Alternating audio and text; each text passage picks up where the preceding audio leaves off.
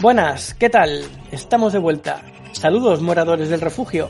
Nos encontramos viajando entre placas tectónicas, explorando grietas, cavernas y todo tipo de cavidades magmáticas, recorriendo el subsuelo en busca de nuevas brechas por las que ascender. Hoy arribaremos a las proximidades de uno de los fenómenos naturales más energéticos del planeta. Eso sí, siempre acompañados de Alma. Un saludo, aventureros. Daniel. Muy buenas tardes, aventureros. Jaime. Un saludo, aventureros. Y el que os habla, Víctor. Bien, pues tras saludar como es debido y presentarnos en el campamento base, nos adentramos dirección a la cantina, donde como es habitual, nos sentaremos y hablaremos mientras llenamos nuestros estómagos. En el episodio de hoy hablaremos de volcanes. Y bueno, pues un volcán es una estructura geológica por la que emerge magma, que se divide en lava y gases provenientes del interior de la Tierra.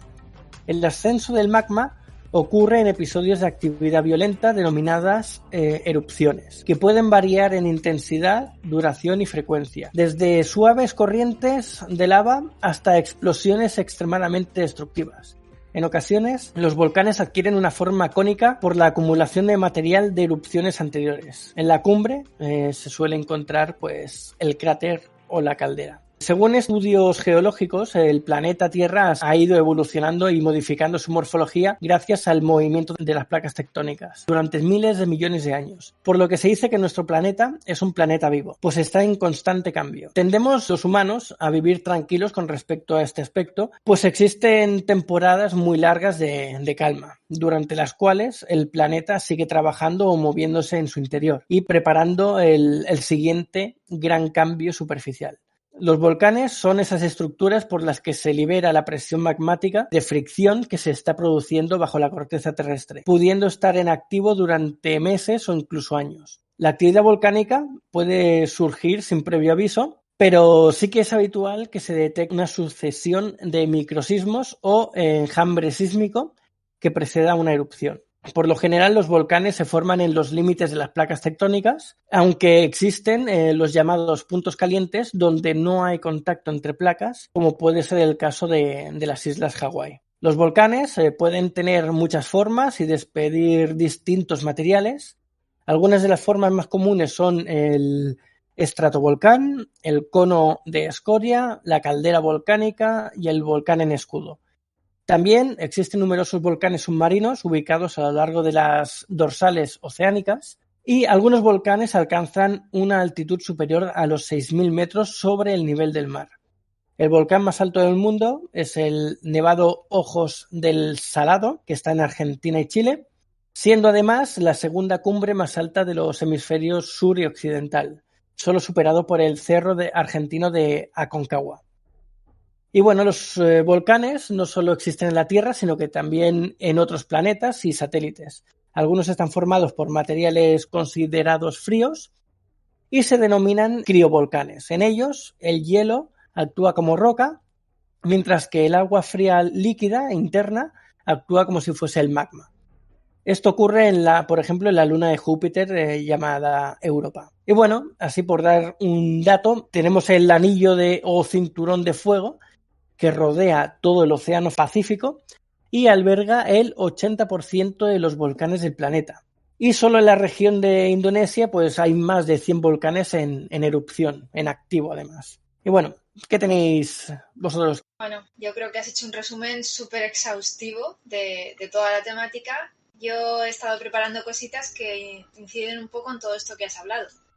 Sí que me ha sorprendido que hayas metido lo de los planetas, que me parece muy interesante, porque recordemos que, por ejemplo, en Marte, el volcán más grande creo que mide 20.000 metros, creo que ¿20 era? 20, me parece que sí. Puede que me equivoque porque estoy hablando de memoria. Pero a mí me sonaban 12 kilómetros, pero no estoy seguro yo tampoco. A mí me suenan 20, pero está sometido a que puede ser menos, no lo sé. Pero por ahí andaba. Quiero decir que estaba muy por encima del Monte Everest en la Tierra, para que os hagáis una idea. Una mega estructura. 22,5 kilómetros. 22,5. Sí, sabía que iba a poner. En la Tierra, pues efectivamente el fenómeno de la vulcanología es una ciencia en sí misma, porque realmente es un producto de la geomorfología, de la tectónica de placas, del movimiento tectónico en general. Entonces es un fenómeno que lleva produciéndose desde el principio básicamente de la creación del planeta. De hecho, en los primeros tiempos hubo una actividad volcánica feroz en los momentos de la protoatmósfera o la atmósfera primigenia y hubo momentos en los que realmente no existía capacidad alguna de vida, entre otras cosas por la gran actividad sísmica volcánica que existía en el planeta Tierra. Vale, hoy en día la configuración de los continentes, la configuración de las placas, todo está relacionado con los movimientos que se han dado desde el principio de los tiempos, por así decirlo. Y la vulcanología, como bien has dicho, Víctor, tiene que ver con estos movimientos tectónicos, aunque no es la única productora de volcanes. Hay otras maneras de producir volcanes que simplemente la tectónica de placas, pero lo veremos más en detalle. Para empezar, yo creo que podemos hablar sobre cómo es la morfología de un volcán, ¿no? Todos conocemos lo que es un volcán. El volcán tipo que conocemos es el típico que semeja a una montaña y que en su cúspide tiene un cráter. No obstante, no todos los volcanes son así. Existen zonas volcánicas que son totalmente llanas, como encontraríamos por ejemplo, en la parte de Islandia, que todos los volcanes más o menos son como cordilleras extensísimas que se engloban en kilómetros y kilómetros. Y después tendríamos dorsales volcánicas que no se ven como el típico volcán cónico que conocemos, sino que también se extienden a lo largo de cordilleras y que normalmente sus erupciones se dan por coladas de lava en distintas bocas y aprovechando lo que es la morfología de la montaña, ¿no? Este sería el caso, por ejemplo, de Cumbre Vieja. En Cumbre Vieja, que ahora está en boca de todos, pues encontramos una dorsal volcánica en la zona de la isla que ya lleva muchísimos millones de años produciendo este tipo de fenomenología. Y lo que pasa es que existe una fisura en toda, de la parte sur a la parte norte, en cuyos resquicios se van abriendo bocas y ahí es por donde va saliendo el magma. Este magma que sale, por ejemplo, en Cumbre Vieja, pues vemos que es un magma bastante más fluido que otros que se han dado en volcanes del pasado o volcanes que han estallado en erupciones súper megacolosales, y vemos cómo se va desprendiendo este magma lentamente hacia el mar. No es tan sólido como para producir grandes explosiones, como en otros volcanes que ya veremos que existen. Y bueno, pues eso, la morfología básicamente suele ser pues una cámara magmática que existe en el interior de la Tierra, donde se confluyen estos materiales piroclásticos, el magma y demás, que luego va a subir por la chimenea, llegará hasta el cráter o hasta las bocas, por donde vaya a salir, que también puede que sea simplemente por las laderas de la montaña. Y después ya tendríamos, si es en forma cónica, el cono. Luego el magma, sabemos que en el interior de la Tierra alcanza grandes temperaturas, como hasta 1200 grados, pero saliendo al exterior ya empieza a enfriarse, a solidificarse, y ahí es donde vemos las coladas de lava que van convirtiéndose en residuos sólidos, ¿vale? Esto sería la morfología de los volcanes, pero luego encontramos la pregunta de cómo se forman estos volcanes, de dónde salen, porque creo que esto es lo que resulta más interesante de la vulcanología. Pero antes de entrar en esto, voy a callarme, voy a permitir que los demás también habléis de todo este tema, porque si no yo me pongo a hablar y aquí no acabo nunca. No, si lo estabas haciendo muy bien, continúa, por favor. No, bueno, yo creo que son precisamente estos componentes que estabas mencionando ahora un poco los responsables de que dependen si la lava o el magma sea más fluida o más sólida, ¿no? O más viscosa, como se suele decir. Y también son responsables de si ese volcán pues suelta pues gases tóxicos o no lo suelta. Por lo que yo tengo entendido, aquellos volcanes que sueltan la lava fluida, pues obviamente esta lava pues viaja más rápido. Sin embargo, como tal, estos volcanes mi entender es que estos volcanes, pues bueno, no sueltan gases tóxicos, o sueltan mucho menos, y luego no están acompañados con explosiones como tú bien has dicho. Entonces, claro, son todos estos... antes, claro, probablemente era más difícil discernir entre los volcanes, pero yo sé, de hecho creo que fue ayer cuando lo vi en las noticias, que gracias a unos drones que han creado, pues van midiendo, no sé si el pH o el aire de un poco que hay en la atmósfera, y van midiendo la toxicidad que desprenden, o la toxicidad de esos gases. Entonces, dependiendo de cuán tóxico o perjudicial sean esos gases, pues será un volcán u otro. Yo aquí ya creo que habéis tocado el tema este en profundidad, sería repetir un poco de lo mismo, así que si queréis pasamos un poquito al siguiente tema, aunque también veo que Nigromante ha hecho una pregunta, pues si queréis leerla. Y la pregunta de Nigromante es súper interesante. Dice, ¿es posible que la formación de la Tierra actual tenga que ver con erupciones volcánicas antiguas? Si se produjera que más volcanes erupcionaran, ¿harían nuevas tierras que deberían ser analizadas? Sí, efectivamente, esto Nigromante lo voy a explicar con la formación de los volcanes, pero para hacerte una idea, básicamente en la configuración de la placa actual se debe también no solo a la tectónica de placas, sino al movimiento de la propia orogenia, a los movimientos sísmicos, a la vulcanología, todo en el plano geológico está interconectado y en sinergia. Entonces, si algo sucede, repercute en todo lo demás. Digamos, la Tierra, por ejemplo, está formada ya sabemos, por el núcleo, está formada por distintas capas, que sería la capa exterior, que sería la litosfera, después la astenosfera, mesosfera y endosfera. Y después estaría el núcleo, con el núcleo interior y exterior, el manto, y después ya estaría la corteza terrestre, ¿vale? La corteza terrestre es la corteza continental y la corteza oceánica, que no es lo mismo porque ambas tienen distinto espesor, dado que los océanos están encima de la corteza oceánica. Bueno, pues si por ejemplo en las capas interiores de la Tierra, cercanas al manto y demás, se producen terremotos o sube material porque se ha sobrecalentado una parte y sube hacia las capas superiores, esto va a presionar las capas superiores y acabará incidiendo en lo que es la corteza, ya sea oceánica o sea continental, y creando nuevas formas morfológicas que no atienden a nada, no atienden a que haya humanos asentados, ni ciudades, ni nada. Cuando se tiene que producir, se produce. Son fenómenos geológicos muy dilatados en el tiempo, por tanto no los solemos ver, pero cuando suceden y destruyen. Es decir, no es que destruyan, sí destruyen, pero reconfiguran las cosas. Entonces, todo lo que es la morfología actual, evidentemente, se debe a este tipo de procesos, todos en sinergia. Por ejemplo, las Islas Canarias, sin ir más lejos, son producto de la acción volcánica. Se crearon por vulcanismo y siguen ejerciendo actividad volcánica.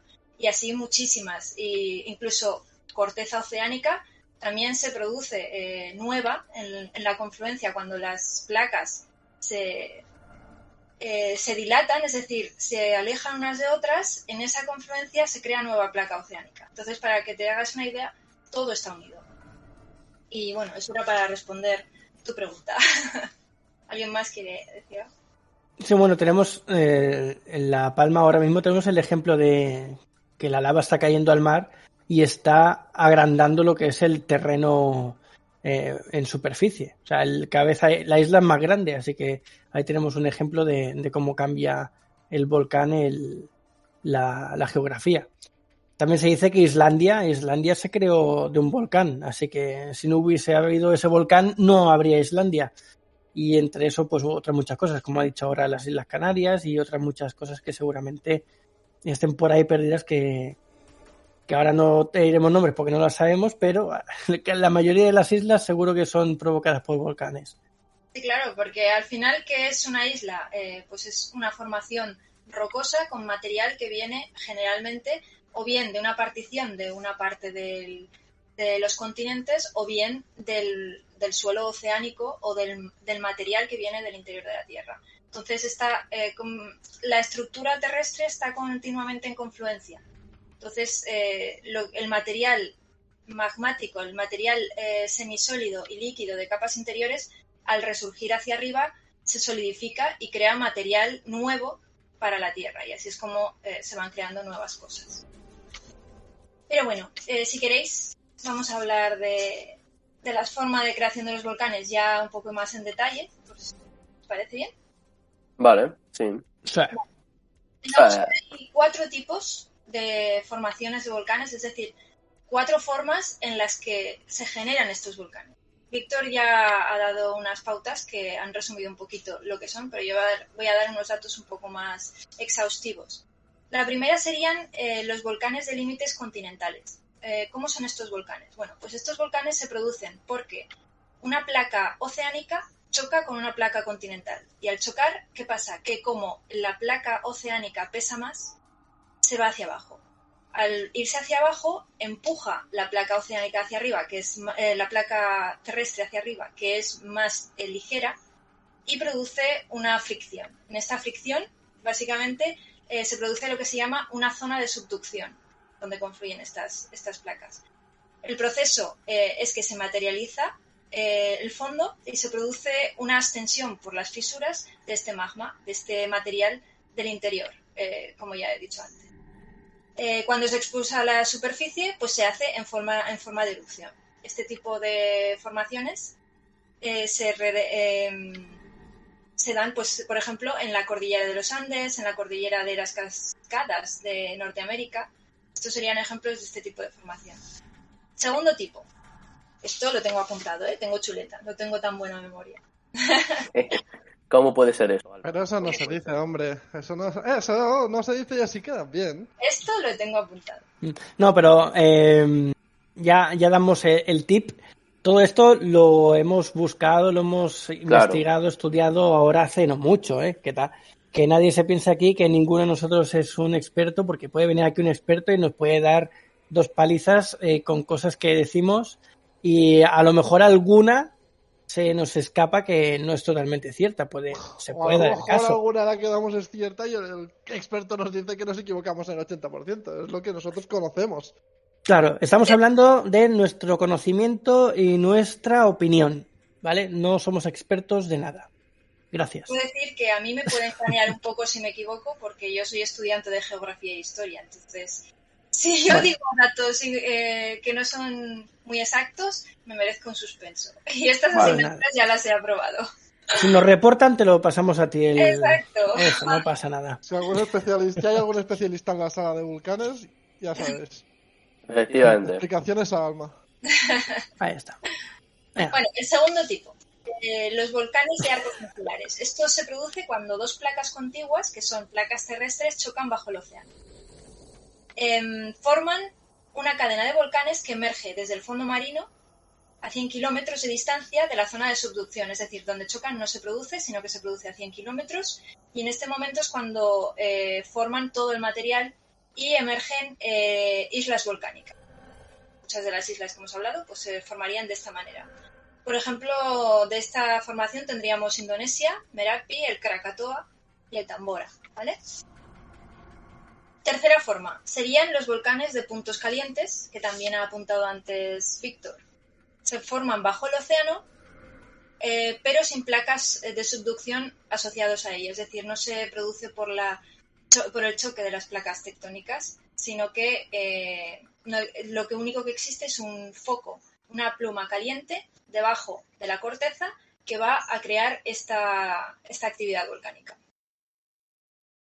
El material caliente que se origina en las profundidades, pues como he dicho, forma una pluma, emerge hacia arriba, atraviesa la corteza terrestre y se acumula en el lecho oceánico formando islas. Esta forma también forma islas. Recordad que las islas no es más que material geológico. El material geológico que con la misma orogenia va a confluir con otro material geológico y a lo largo del tiempo va a modificar los continentes. Recordad que tenemos en la historia de la Tierra diversas pangeas. Conocemos una pangea como tal, pero diversas formaciones de continentes en las que el continente se ha plegado en uno solo y luego se ha extendido. Hasta 5 veces creo que era. Bueno, pues este tipo de volcanes de punto caliente sería como ejemplo las islas hawaianas. En las islas hawaianas vemos un montón de volcanes de características muy precisas que no explotan, no tienden a explotar. Son volcanes que dejan caer la lava muy fluida a lo largo de las laderas, creando nuevas coladas y nuevo material piroclástico, pero no explota, ¿vale? Y el cuarto tipo serían los volcanes de dorsal oceánica. Esto sucede cuando las placas oceánicas de la Tierra se apartan entre sí, es lo que he comentado antes. Al hacerlo, crean una serie de fisuras o aberturas, porque la placa se ha separado. La fisura está en un punto caliente. Si la fisura está en un punto caliente, entonces es cuando se produce la actividad volcánica. De esta manera se forman nuevos volcanes y corteza oceánica nueva. ¿Vale? Este es el caso de Islandia, lo que he comentado antes, que son volcanes que no tienen forma cónica, sino que son como más tipo cordillera. Y básicamente estas son las formas de creación de volcanes que tenemos, estas 4. En Hawái, el Kilauea, que es uno de los volcanes que hay, que creo que son 5 en Hawái en total, pues se dice que el Kilauea tiene entre 300.000 y 600.000 años desde que se formó y hace 100.000 años que emergió. O sea, que ha estado 200.000 o 400.000 años tirando lava hasta que ha llegado a la superficie. O sea, desde que empezó en el fondo oceánico ha estado todo ese tiempo para llegar hasta la superficie, y hace 100.000 años que llegó a la superficie. Y desde entonces ha estado pues creando las islas de Hawái. Y se ve que el último periodo de actividad de este volcán fue en el 1983 y duró hasta el 2011. O sea, se estuvo muchos años tirando lava sin parar. Así que, para que veamos, ¿no? Porque ahora que tenemos el de La Palma dicen que va a durar unos 2-3 meses. Sin parar durante todos esos años, o sea, el continuo asedio de lava. Sí, casi 30 años dándolo todo. Pasa que en este caso es un volcán que tiene... Sí, la lava sí que es bastante fluida, pero no tanto como el que es el de La Palma ahora. Es un poquito más espeso.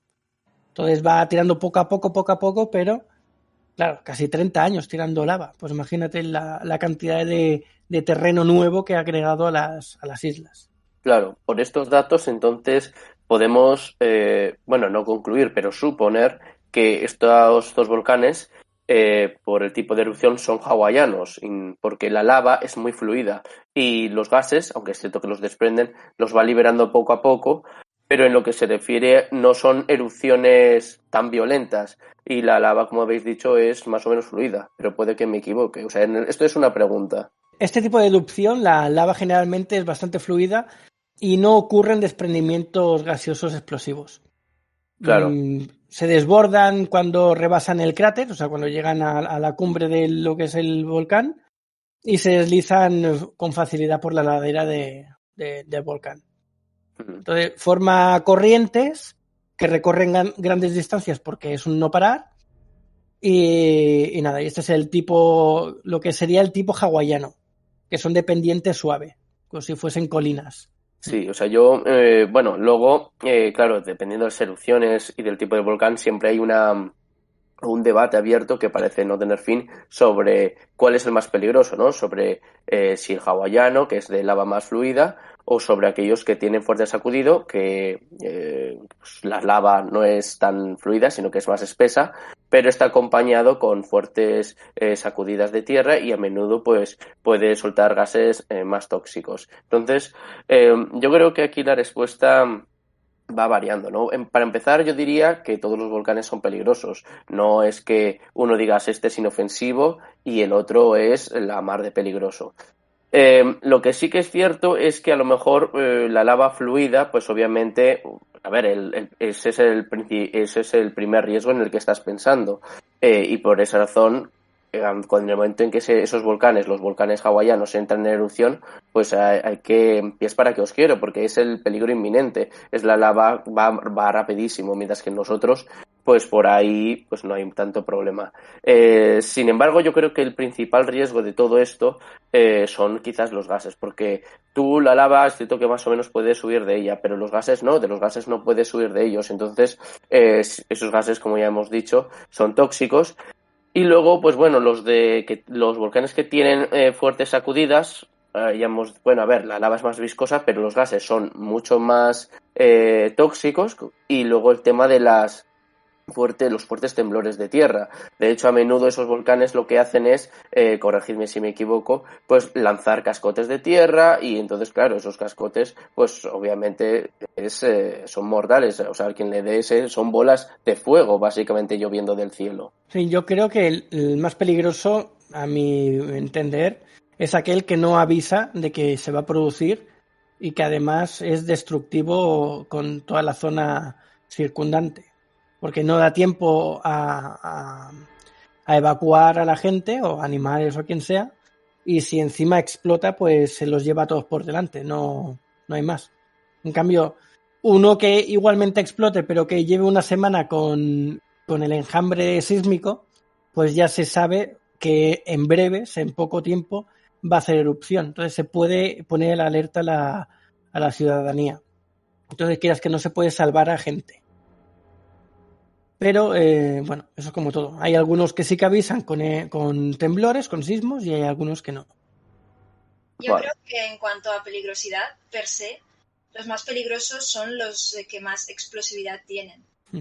Porque los que dejan la lava caer, por así decirlo, son más tratables. De hecho, hay muchísimos volcanes activos que no dejan de escupir lava, no dejan... ¿Por qué? Por una simple razón.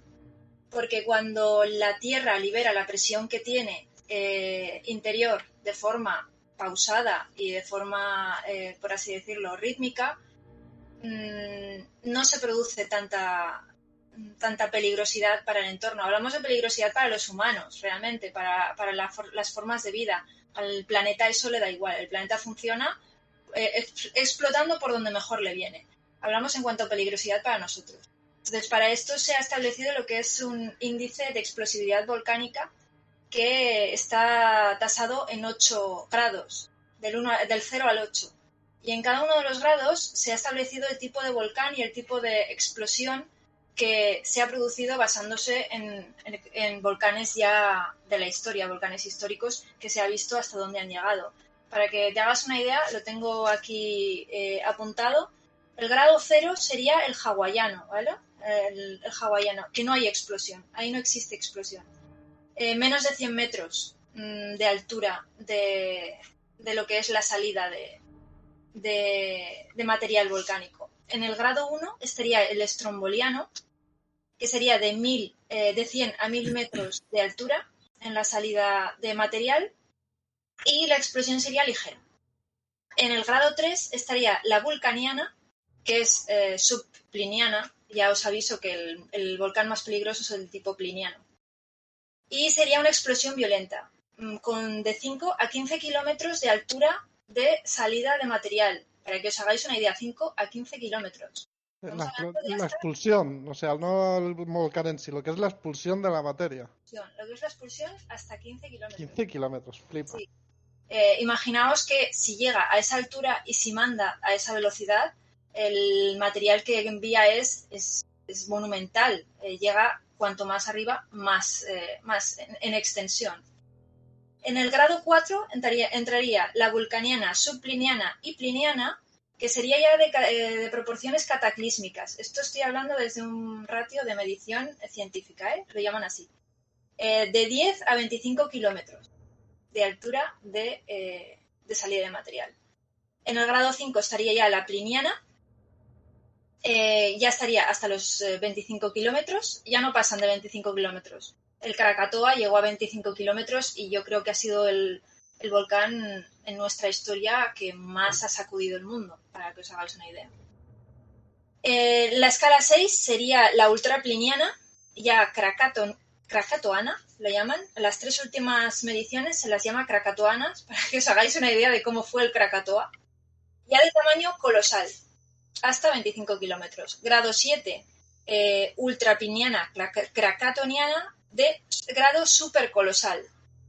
Esto no solo engloba la altura de lo que es la salida de material, sino la cantidad de material. Cuanto más arriba está en la escala, más metros cúbicos de material se expulsan, ¿vale?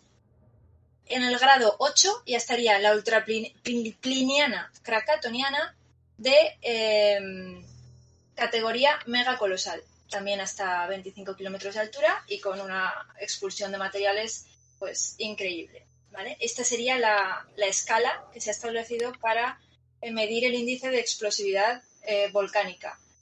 Decir también que el volcán, el tipo de erupción pliniana se debe a Plinio el Viejo, que fue un naturista romano que casualmente estaba en la explosión del Vesubio y que murió por ella, murió por la explosión de gases del Vesubio y se le dio ese nombre.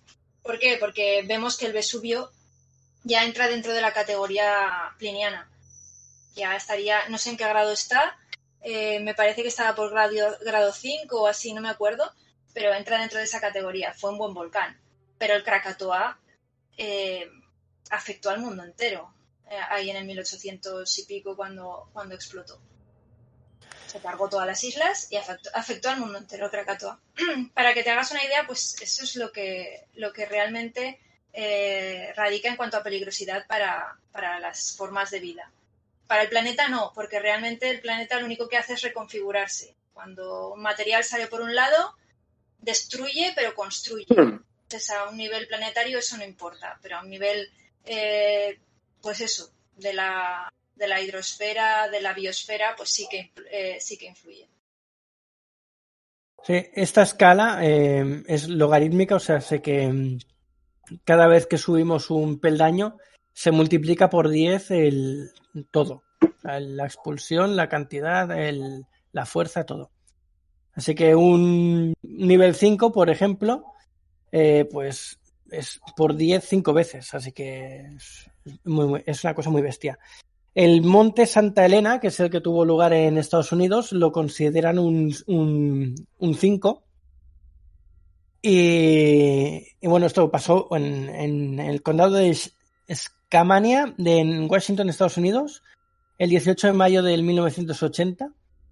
Y el monte Santa Elena medía, antes de la explosión, 2.950 metros y del tortazo que pegó bajó a 2.550 metros. Perdió 400 metros de montaña de la explosión que tuvo. Y lo malo que tuvo también ese volcán es que no explotó la punta de arriba, explotó por un lateral. O sea que desmontó media montaña. Y afectó la onda expansiva de la erupción hasta 60 kilómetros, algo así, quiero recordar que eran. O sea que hizo un destrozo bastante vasto. Y bueno, quería leer la pregunta que hace Nigro. Dice, ¿creéis que los volcanes se ponen en erupción en ciertos años concretos o siglos? ¿Se podría medio predecir la fecha? Mira, los volcanes, aparte de por los sismos y demás que pueden más o menos predecir que en poco tiempo se van a dar, cada volcán tiene una caldera debajo o tiene unos conductos debajo que tienen cierta capacidad. Entonces el volcán cuando expulsa todo el material que tiene que expulsar, pues esa cavidad, por decirlo de alguna manera, se vacía. Entonces la predicción está en lo que tarde en volver a llenar esas cavidades, que vuelva a tener la presión suficiente para que vuelva a estallar y vuelva a ser el volcán que era. Entonces, depende de la cavidad que tenga ese volcán debajo, es lo que pueden medir para ver cuánto va a tardar en volver a estallar. Para hacer un ejemplo rápido, si tú pones una manguera dentro de una garrafa de 5 litros y la abres a toda hostia la manguera, pues lo que tarda en llenarse la garrafa y empezar a salir por el cuello de la botella sería como un volcán. O sea, si se llena y hay presión, que la manguera sigue echando agua, pues es lo que provoca que el volcán se active, que empiece a salir agua por la boca de la botella. Pues sería más o menos lo mismo. Si el flujo de magma llena la cavidad que tiene debajo, pues llega un momento en el que hay demasiada presión y explota. Y entonces ahí lo que varía, la potencia de la explosión variará de lo sólida que sea la salida que tenga. Cuanto más sólida sea, más fuerte sea, más presión va a crear y más explosiva va a ser el momento en el que abra. En cambio, los volcanes que ya están activos, como el que hemos comentado antes del Kilauea, que estuvo casi 30 años activo, pues como la apertura ya estaba abierta, iba soltando lava poco a poco y ya está. Se iba llenando. La manguera estaba abierta, pero la botella estaba abierta también, así que iba saliendo el magma poco a poco. Y bueno, más o menos así funciona. Sí, de todas maneras, la vulcanología en cuanto a mediciones de predicción, tiene un alcance limitado. Ellos trabajan con lo que tienen, efectivamente con mediciones de la cámara magmática, también las condiciones del volcán en sí, el agua que está presente en el volcán, esto también es muy importante, pero tiene un alcance limitado. Los propios vulcanólogos admiten que no se puede predecir todo. Esto es normal, porque como es una confluencia de tantos elementos a la misma vez, y además muchos de estos elementos provienen de las capas interiores de la Tierra, incluso vienen del manto más cercano al núcleo y demás, movimientos que no se pueden predecir, salvo con mediciones sísmicas por ondas y demás, pero tiene un alcance limitado para poder predecir dónde va a salir, porque realmente es que sale por donde puede. Se puede hacer una medición, pero no está... De hecho, por ejemplo, las erupciones que se están dando en el Cumbre Vieja no han sido detectadas antes de que se hayan producido. Es que realmente el magma sale cuando tiene que salir y por las condiciones que tiene que pasar. Se sabe que hay volcanes activos, se sabe que hay volcanes inactivos. ¿Por qué? Porque las condiciones en las que se asientan esos volcanes tienen una configuración concreta. A lo mejor en el pasado tenían unas condiciones que ahora ya no se dan, y al revés. Entonces el alcance de la predicción es limitada. Bueno, pero esto es como dices, no puedes predecir todo porque son un cúmulo de varios factores y porque no tenemos acceso a ciertas zonas como es el centro terrestre para poder medir y contar con todo detalle de lo que ocurre ahí abajo. Entonces puedes predecir por algunos aspectos que puede ocurrir, pero hay muchos otros que están fuera de nuestro alcance. Por ejemplo, aquí en el de La Palma llevaban una semana o 2 semanas viendo que había el enjambre sísmico justo en Cumbre Vieja y pues ahí ya estaban atentos, ya habían avisado a los vecinos, ya habían hecho avisos de que en el momento en el que se diera la alarma todo el mundo tenía que salir corriendo y demás, de que avisados estaban. Por eso nadie ha muerto y no hay que lamentar pérdidas graves más que materiales. Entonces, ¿cómo van detectando que se acerca o no se acerca?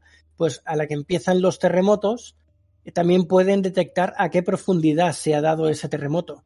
Entonces, si por ejemplo, como fue el caso, creo que estaba a 20 y pico, 30 kilómetros de profundidad el terremoto, pues más o menos saben que está ahí, va a llegar, pero aún le queda. Entonces, conforme se van dando la sucesión de terremotos y van detectando que cada vez está más cerca de la superficie, a 20, 15 kilómetros, 10, 5, 1 kilómetro, ahí es cuando conforme van viendo que se va acercando a la superficie el terremoto, pues ya saben que se va a dar, que ya no hay vuelta atrás y que queda muy poco tiempo para que se dé el caso, ¿no? Que erupcione el volcán, en este caso. Entonces en La Palma ya estaban en sobreaviso, ya lo sabían que iba a pasar, con una semana o 2 de antelación, que no está mal.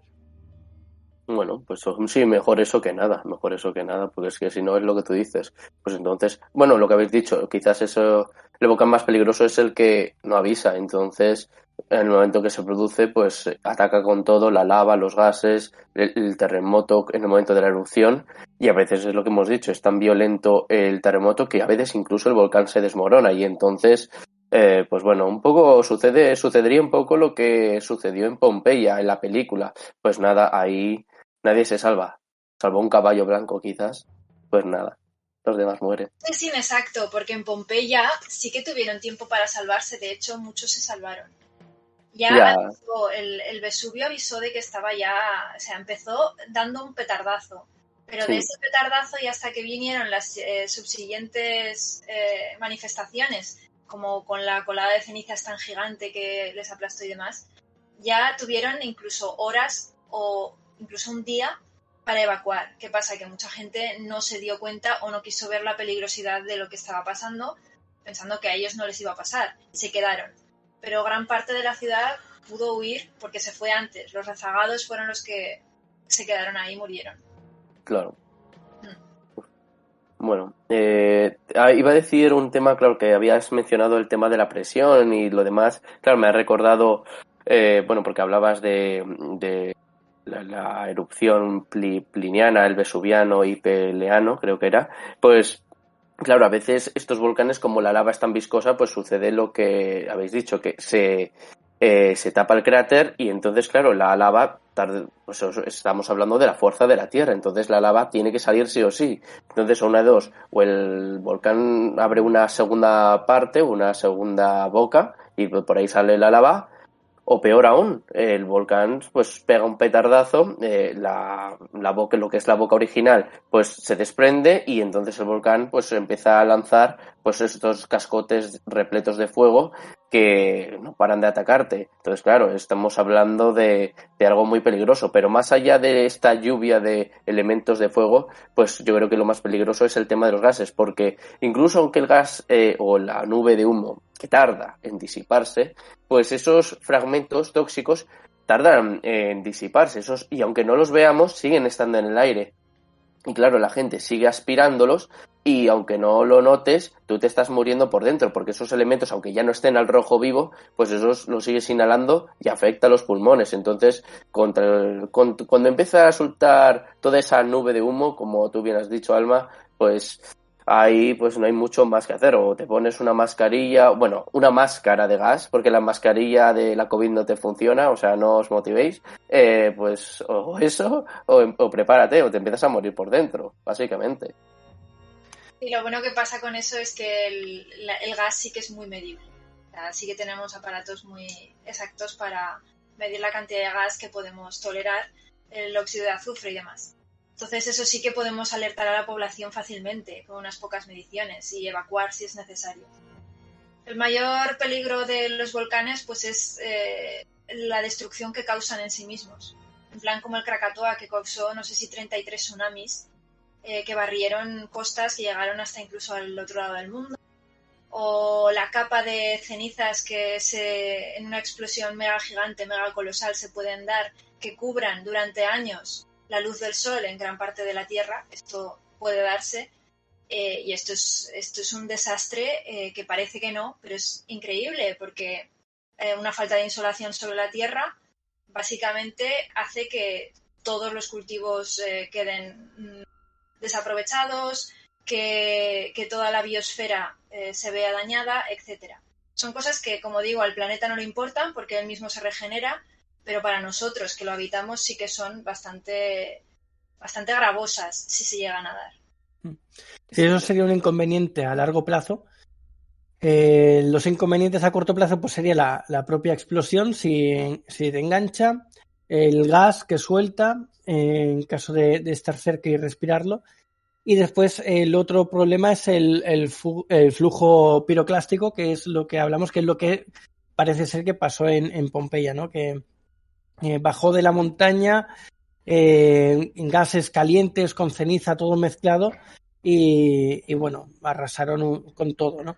Lo que parece ser que la nube piroclástica se ve que puede alcanzar entre 200 y 700 kilómetros por hora, y ya no solo que te enganche o no te enganche, es que si te engancha, parece ser que dentro de esta nube se está a 1200 grados de temperatura. Sí, Entonces, te abrasa, te quema, es que no queda nada de ti. Y este es uno de los problemas más fuertes de los volcanes en caso de que se dé, que se tiene que dar, no pasan todos. Entonces, claro, si eso llega a una ciudad y no se ha hecho la evacuación correspondiente, pues arrasa con todo, con todos y no deja nada, no deja ni paredes, es que no deja absolutamente nada. Todo derretido, destrozado todo. Sí. Por suerte tenemos mecanismos, aunque sean cortos para detectar las explosiones. No sé si Dani tú ibas a decir algo, es que... No, No, pues vale, si lo iba a decir yo no me acuerdo.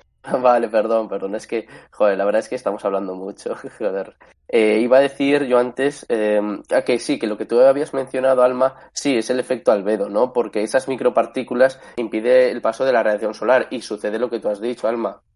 Pues impide que los cultivos proliferen y entonces es muy grave este asunto. De hecho, hay veces, no sé si es uno de los volcanes que tú has mencionado, que debido a la gran cantidad de humo que soltó, pues estuvo como 6 años de efecto albedo. O sea, tócate las narices. Y luego está el otro efecto, el efecto invernadero, que claro, si ya solo se estuvieron 6 años de efecto albedo, entonces ya os podéis imaginar el daño de subida de temperatura. Entonces el efecto invernadero se multiplicó de manera exponencial. Así que, pues eso es otro... O sea, son las dos caras. Primero el efecto albedo y luego, cuando ya ha pasado ese efecto albedo en el que bajan las temperaturas y demás, pues viene el efecto invernadero. Bueno, yo creo que podemos ir dejando el tema por aquí. Llevamos ya 3/4, 47 minutos. Ya. Bien visto. Sí. ¿Queréis aportar algún dato más así rápido, algún resumen? Bueno, a ver, primero iba a decir soltar un chiste respecto a este tema. Es muy gracioso. Bueno, estamos hablando de las explosiones y demás, y resulta que hubo un fiera, un auténtico lince, que dijo, bueno, pues ¿por qué no se tapa la boca del volcán con cemento y así evita que la lava salga? Un auténtico fiera, porque si esto sucede, si hacemos eso, pues no hace más que empeorar la situación, porque la fuerza del planeta se ha demostrado que es 1000 veces superior a la humana. Entonces, si tú haces eso, lo único que haces es que la lava salga por otro sitio, o peor aún, lo que hemos dicho, eso pega un petardazo. Y entonces, bueno, sale todo esto que hemos dicho, se empieza a soltar cascotes, los gases y, bueno, una sacudida de la Tierra. Entonces, sí, esto yo cuando lo vi por Instagram dije yo, aquí tenemos a un listo, este va a solucionar los problemas del mundo. En fin, solo para terminar. Sí, no, esto va con presión. Si tú tapas la boca del volcán, la presión va a buscar el punto más débil. Si sigue siendo la boca del volcán, aún habiendo puesto cemento, la va a hacer estallar. Va a salir el pedrusco de cemento que le hayas puesto arriba, va a salir disparado. Y en el caso de ganarle la partida por la parte de arriba, va a buscar una salida lateral. Así que va a explotar por otro sitio. Justo. Con lo cual, igual la sorpresa es mayor porque saldrá por un sitio donde no te lo esperabas. Así que salir va a salir. Entonces, nada. Dice, ¿se puede controlar de alguna manera las erupciones volcánicas para que se provoquen de manera menor cuando fuera necesario para evitar que salga de manera fuerte como ahora? Sí, poniendo cemento en la boca del volcán. Ya está. No, el tema sería liberar la presión antes de que la lava lo haga por sí misma. O sea, en vez de colocar cemento, abrir el agujero a propósito antes de que haya una presión demasiado grande. El tema es que, claro, ahí... Estás liberando la lava igual. Estás liberando la lava, la puedes liberar controladamente, o sea, tú pones un cartucho de dinamita en la parte de arriba de la montaña y la abres. El cartucho de dinamita lo controlas tú, la potencia. Así que puedes intentar hacerlo. Lo que pasa que si justo cogen los gases, están justo ahí, pues entonces el petardazo va a ser interesante por eso. Yo creo que con explosiones no es una buena idea, con material piroclástico que ya tiene el manto y los gases, eso puede acabar muy mal. Claro, la otra forma es con un taladro hacer un agujero, pero claro, si te estalla ahí, estás justo ahí y es peor aún. Ahora con la tecnología que tenemos no creo que sea posible hacerlo de una manera viable y efectiva. No creo que tengamos esa tecnología. En el futuro yo creo que sí. En el futuro si tenemos pues maquinaria especializada o algún tipo de, no sé, algo que tengamos, sí que se podría buscar liberar la presión, porque al final estos estallidos son todo ollas a presión que vienen del interior de la Tierra. Entonces, bueno, yo creo que estamos cerca de eso ya, ¿eh? Bueno, pero... tenemos ahí a Elon Musk con The Boring Company para meter una excavadora hacia abajo y ahí se queda. Claro, pero es que una tuneladora, por ejemplo, requiere de semanas y semanas, meses incluso de trabajo para hacer un túnel de unos cuantos metros. Entonces, eso no tenemos ese tiempo. Se podría hacer con volcanes que ahora mismo no estén haciendo una gran actividad, pero entonces tampoco son peligrosos. Muchos volcanes se pasan centurias y centurias sin hacer absolutamente nada. O sea, tranquilamente, durante 500 años, 1000 años, 2000. Claro, la cosa es eso.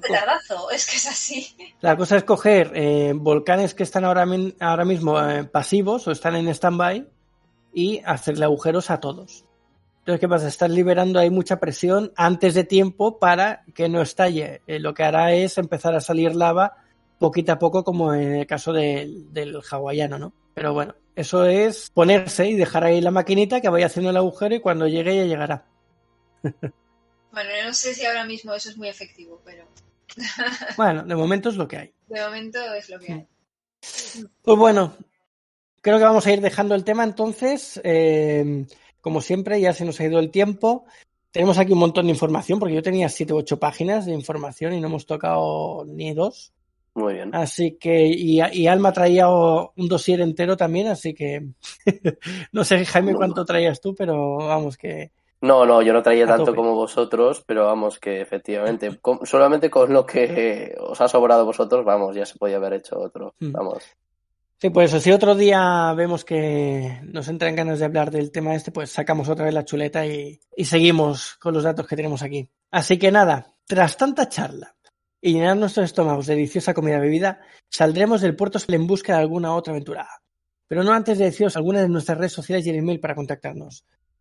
Tenemos nuestro Discord, el servidor se llama Saga Galden, todo junto, donde podéis entrar y ver información tanto del canal de Refugio el Aventurero como en este caso del libro que tenemos Daniel y yo. Y en cuanto queráis vosotros, pues ponemos ahí información de los vuestros también. Después tenemos refugioelaventurero@gmail.com, donde nos podéis contactar y dar pues algún tema que queráis que toquemos o si queréis participar, lo que queráis. Alma tiene su Instagram, que es @alma_mínguez. Jaime también en Instagram, que es @jbarongrau, barón con B. Y tanto a Daniel como a mí nos podéis encontrar en Instagram o en cualquier otra red social como @sagagalden, todo juntito también. Y nada, muchas gracias por escucharnos. Nos vemos pronto en el siguiente programa de Refugio el Aventurero. Y buen viaje, aventureros. Muchas gracias a todos y os animo a que investiguéis más sobre fenomenología volcánica, que es súper interesante. Y hasta la semana que viene, aventureros. Pues gracias una semana más por estar por aquí. Nos vemos la semana que viene, aventureros. Un saludo, aventureros, y mucho ánimo a los habitantes de La Palma.